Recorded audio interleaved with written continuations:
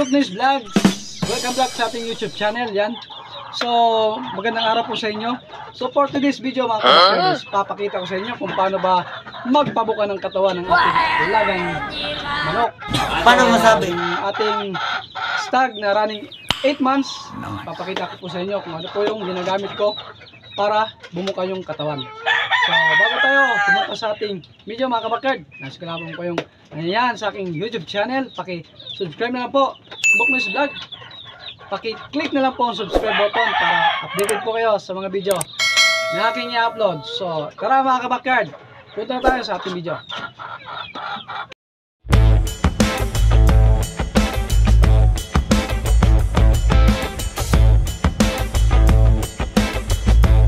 Ayan mga kabakard, ito nga pala yung ating Raptor Gilmore, yan.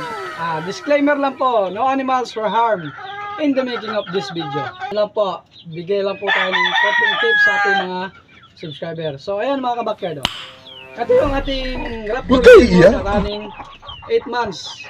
Tingnan nyo yung katawan, bukang buka. So ano nga ba ang ginagamit ko sa pagpapabuka ng katawan ng ating alagang manok? So syempre, ang mahalaga is number 1, kailangan po natin silang pugahin. Yan. Ito po yung ginagamit ko mga kabakard. Astig dewormer. Yan. Ito po yung pinapangpurga ko sa day 1 po ng bibigay po ng ano po sa ating mga alaga.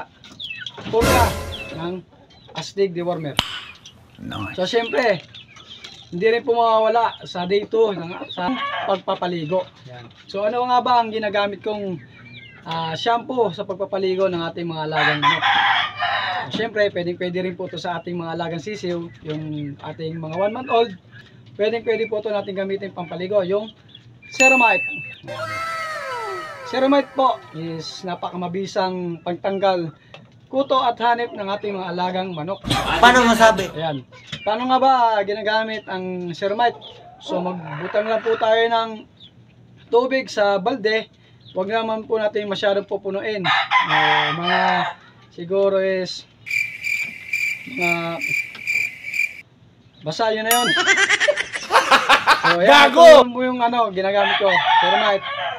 So, depende na po sa inyo kung sasamahan na po ng ibang shampoo. Kasi ito po Ceramite is sinasamahan ko po ng hindi totoo yan. Ng shampoo Bola lang yan. Pantao, yung Head and Shoulder po. Hindi ko na po ipapakita yon. So, pangatlo is kailangan din po natin silang turukan ng B-complex. So, ano nga ba ang gamit kong B-complex dito mga kabakard? Pero ito nga po talaga yung ginagamit ko dito, yung Belamil. Yan po yung gamit ko dito na panturok sa ating mga alagang stag or ating mga baby stag na 4 months. Pwede natin turukan nito mga kabakard. Basta nasa tamang pagturok lang po yung ating ibibigay. Paano masabi? Sa mga baby stag po ay 0.3 ang ibibigay natin. So at sa mga stag 7 months up 0.5. Ito po. So napunta na po tayo sa pangatlo, yung pagturok. So sa pang-apat po, magbibigay po tayo ng vitamins. So ano nga po yung ginagamit ko ang vitamins dito? So syempre yung ginagamit ko po dito mga kabakard is, ito po, totoo lang po talaga ako dito. Ito po yung ginagamit ko is B50 po.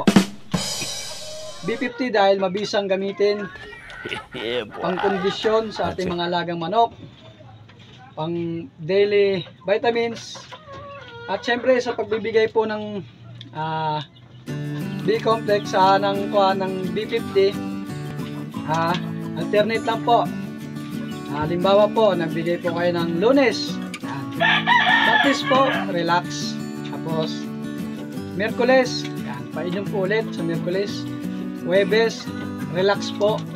So pagdating din po ng Biyernes, bigay na po natin to B50.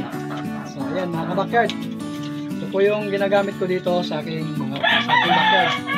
So sa panglima po ay meron din po tayong ginagamit na pang-alternate sa B50 po. Siyempre ito po yung Calci X. Yan. Pambuto po sa ating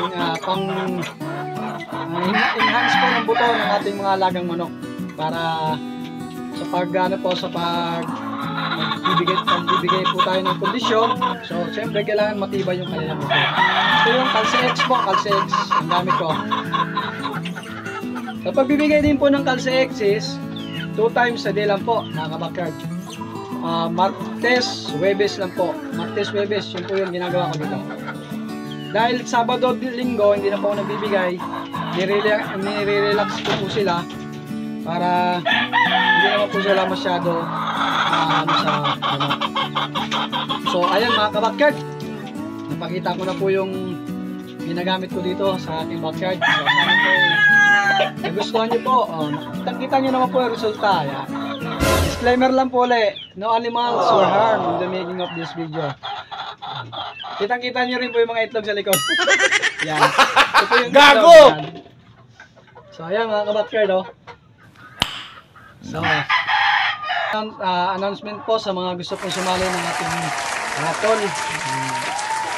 Yan, darating na May 15. So sa mga gusto pong sumali mga kabackyard is tapos lang po yung video na to. At paki-share na lang din po.